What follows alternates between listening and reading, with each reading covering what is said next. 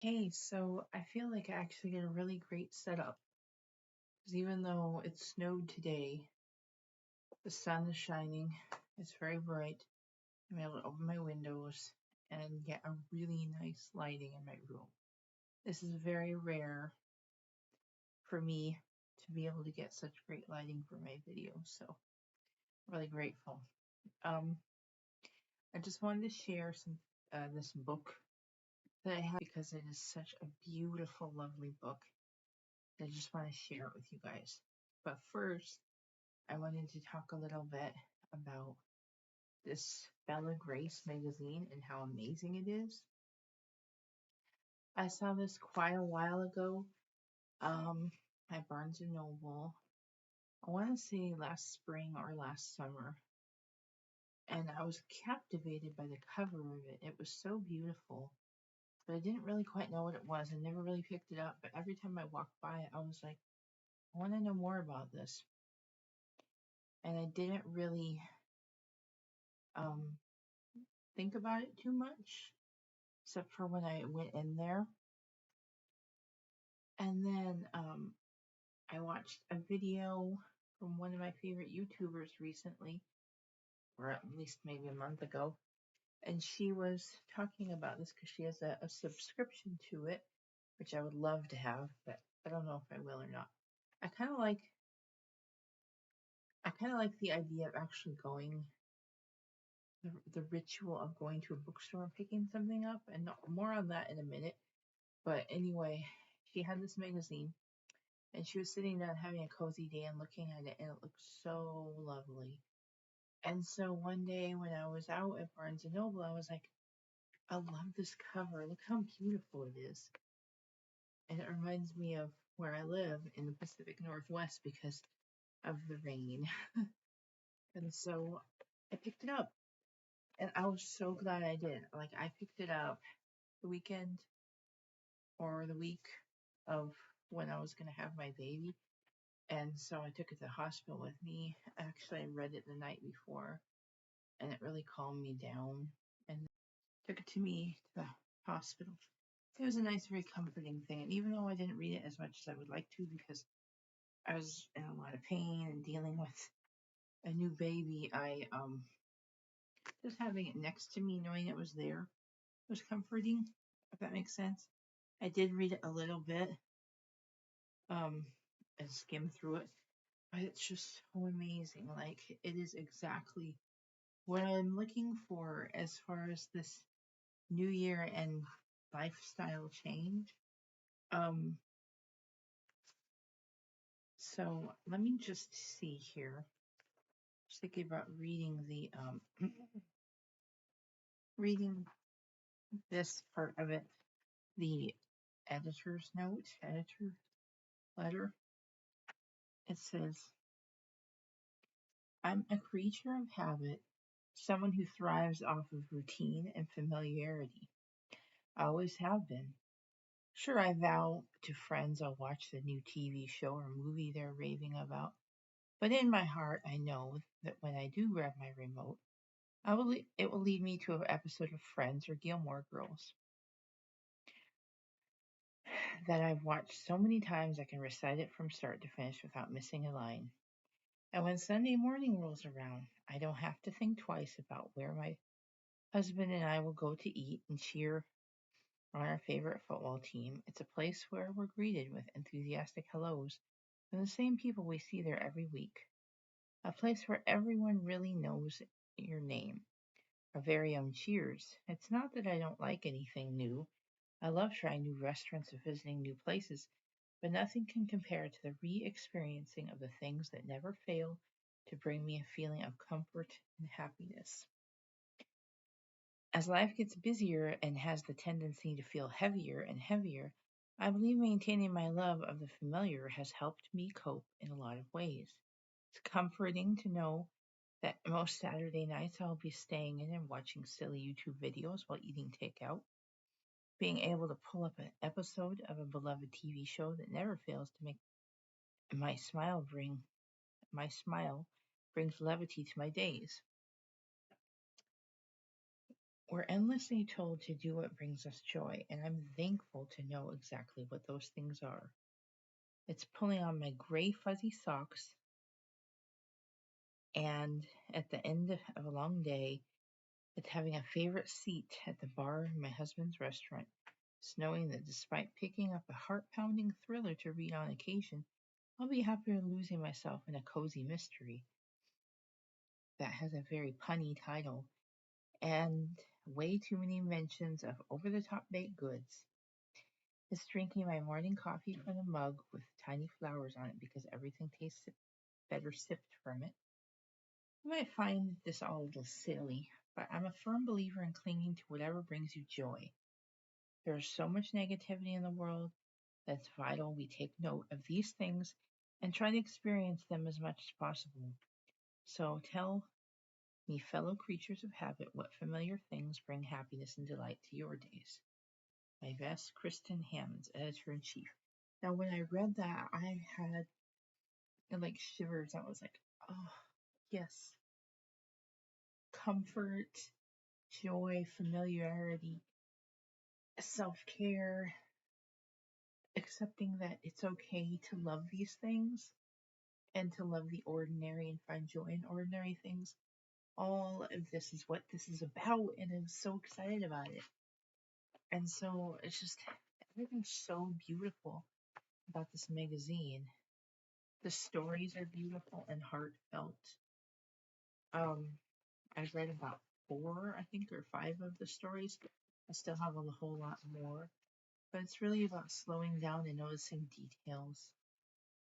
And there was this one story in here that I really loved called The Chair of My Dreams.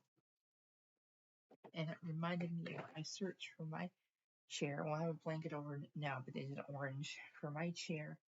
And it's just very, I can relate to it. Has some really good quotes in here. And I love the pictures. Like, they'll just be like a random person or random scene. And it's just really lovely. This one says, I am pieces of all the places I have been and the people I have loved. I've been stitched together by song lyrics, book quotes, adventure, late night conversations, moonlight, and the smell of coffee. Ah, that's by Brooke Hampton. I don't know who that is, but yes. And there's like this 25 things I admire about myself list, and you're supposed to like start listing like ordinary things. And once again, like I said, I love to fill things out. So I started doing it and I found 10 things. I might share that later, I don't know. And then let's see what else is in here that I want to share. This picture is so beautiful. I love this picture. This girl is walking in the woods in the snow. I like want to share this whole thing with you guys. It's just so beautiful. And there's a poem, a whole bunch, like I said, a whole bunch of quotes. Here is the thing I need to write down for yesterday, but I keep forgetting. That's the problem, is if I don't do something right away, I forget. But it has a worksheet that has a whole calendar for January. And you're supposed to write down all the ordinary things that made you happy and smile and brought you joy. So some days I skipped because I was busy and forgot. But like on the 6th of January, it was rearranging furniture. The 7th was cups of tea and hearing the rain on my window at night. We had like a big rainstorm the other night, and when I went to bed, it was just like buckets of rain on the window. The 8th was the steam of my tea on my face and the smell of freshly peeled orange. And then I ended up skipping ahead to the 11th, was little paper bags, like the paper bag that I got from Barnes & Noble the other day to put my books in. For some reason, I just really love things like that. It's just a brown paper bag, but it's like a little tote bag, and it just makes me feel special walking out with my books out of the bookstore, and I love it. going to the bookstore, of course. Mostly I go to Barnes and Noble because that's the only major bookstore we have here. Like, I miss Borders so bad. I used to love Borders. We used to have that over by the mall. Anyway, so yeah, and then we have some little local bookstores that I've been to one recently, and it was okay, but I need to go to more. But I do love Half Price Books Outlet. That's another fun one we go to all the time. But just going into a bookstore just feels so good, and the smell of the bookstore. I should write that down for yesterday because I did go to the bookstore. Um, Buy myself. Actually, that was yesterday. I'm so off on days. Buy myself flowers. That's what I did yesterday. And the smell of my new book, and my cold hands around a cup of tea. So I gotta write something down for today. Probably waking up to snow, things like that. I'll write that down right now so I don't forget. Um,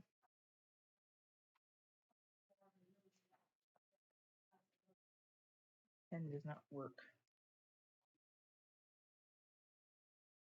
Waking up to snow.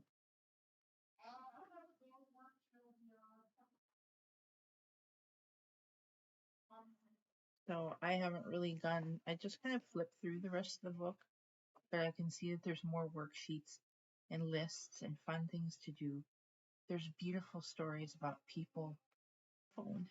But anyway, there's this beautiful article about 56 reasons why we love our current age with this beautiful woman here.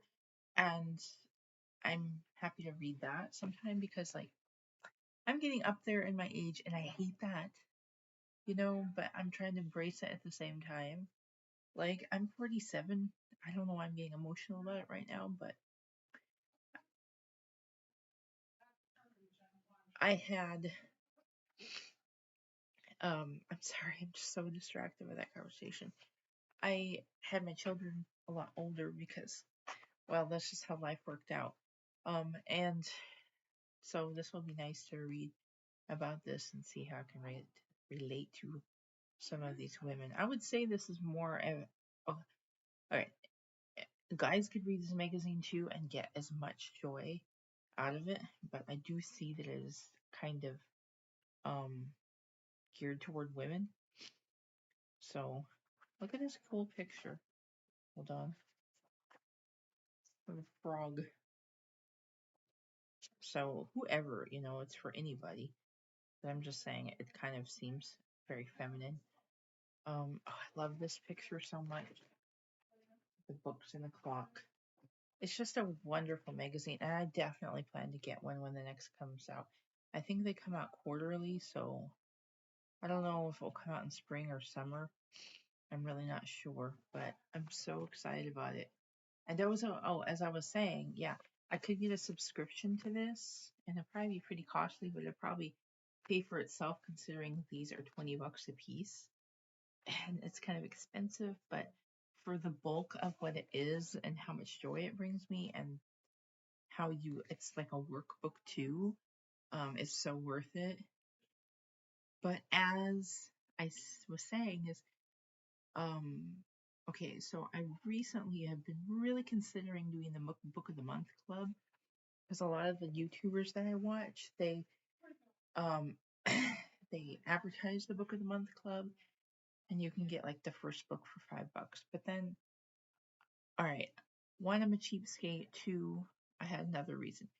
I almost joined it the other day, and then I was like, wait, your first book for $5, which is great, and I was just gonna get one book and try it out.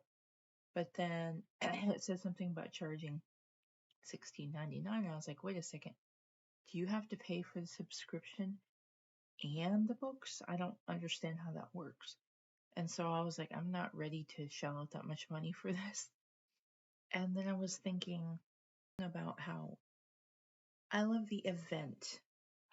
For me, what brings me joy are events, even if they're small, ordinary events.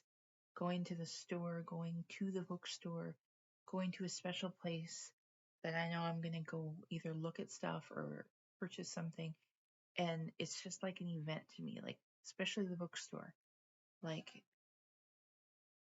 I like going inside the bookstore. I like getting the experience of seeing all the books, the smells of the books, and the coffee shop, and then getting to pick the book up physically and take it with me to the register and purchase it and walk out with it. And that just makes me so happy.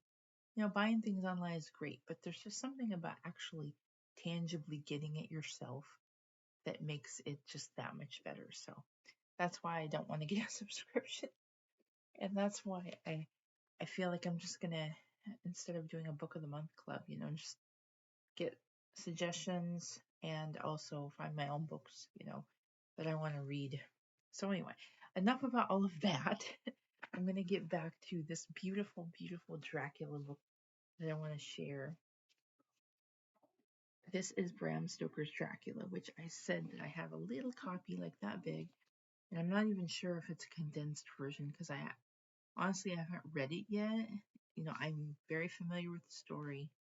I've seen different adaptations of it. I've played the game Theory of Dracula, and so I know the story. But I haven't actually sat down and read it yet. Just like a while ago, I hadn't read Frankenstein. I finally finished that all the way through and really enjoyed it. So this is like so beautiful. It's so, let me see, compared to this magazine, you can see how big it is. It's still pretty big. It's bigger than your average hardback book. It's very, very soft. It's like a velvety cover. I wish you guys can feel it. It says illustrated by Edward Gorey, which I love his artwork. I think it's amazing. So I think this is supposed to be um, either Mina or Lucy. I'm not sure, but and then there's the back of it here, and then the wonderful binding with the bats. Not the bindings, the pages with the bats. It's so pretty. I love it so much. It's just I can just sit here and hold it and hug it. I don't know why. I love it so much. It's just so beautiful. Anyway, so here's the inside cover. Typical Audrey Corey style. Lots of details.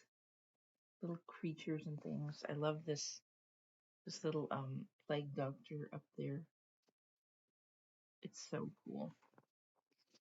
And then the front page is very cool. It has these little eerie creatures there, like skeleton guys.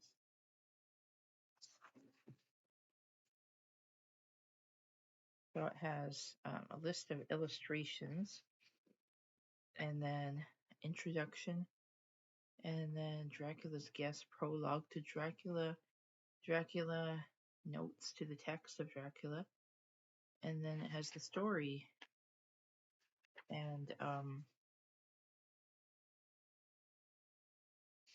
it has an annotated bibliography of Bram Stoker. Very interesting. So the illustrations they have are Jonathan Harker, Mina Murray, Lucy Westerna, Dr. John Stewart, Lucy Westerna again, Dr. Abraham Van Helsing, and Count Dracula. So they're just scattered about in a book. So every chapter starts like this, with this little symbol here and then a bat. I really want to see if I can find some of the drawings in here for you, so you can see.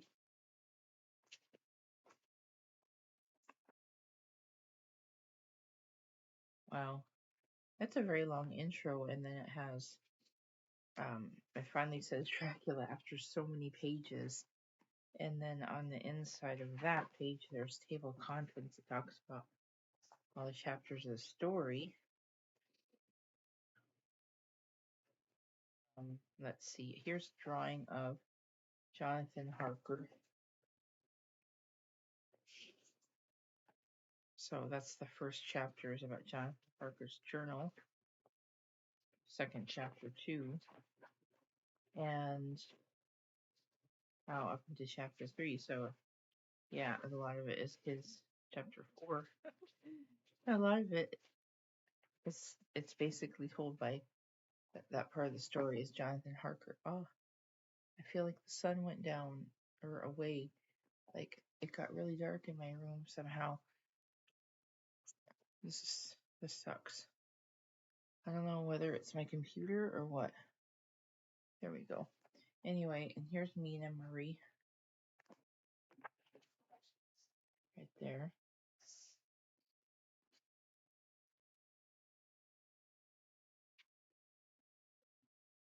I really want to see a picture of Van Helsing. I want to know if he made him over young. Here's Lucy. Lucy was Sterna. I love her little robe. It has like bats on it. It's really cool. Let's see what else we have in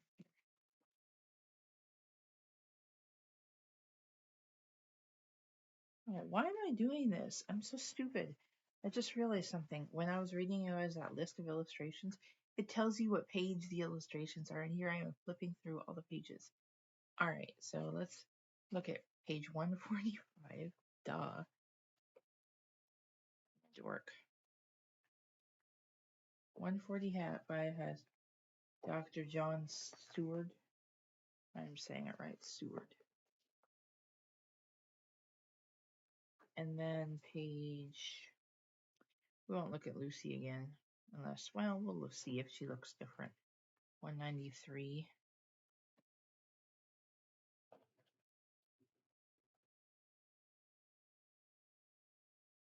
Well, she looks a little bit different, a little more vampy.